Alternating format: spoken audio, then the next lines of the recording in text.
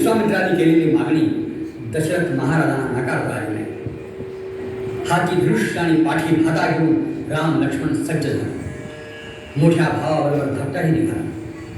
कौशल्या मातोश्रीने कर्तव्यासाठी ममतेला बांध घातला आणि राजकुमारांना विजयी भव असा आशीर्वाद दिला. महाराज दशरथानेही उभय कुमारांचं मस्तकावर ग्रहण केले.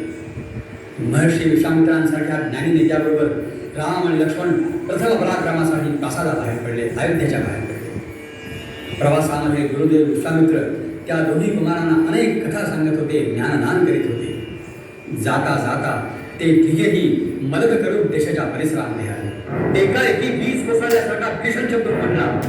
एक महाभयंकर राक्षसी त्यांच्या मार्गामध्ये आली आली आणि संतप्त श्रीरामाला आज्ञा केली, सोड घणिका सोड रे सायका माझी काटिका रामचंद्रा, माझी काटिका रामचंद्रा.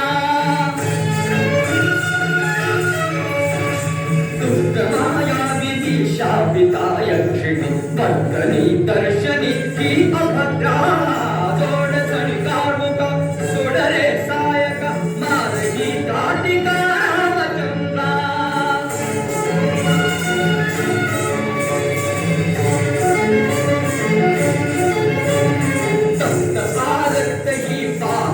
लोचनी करपल्या पल्लरी करपली कानने अकुल पल गर्विता,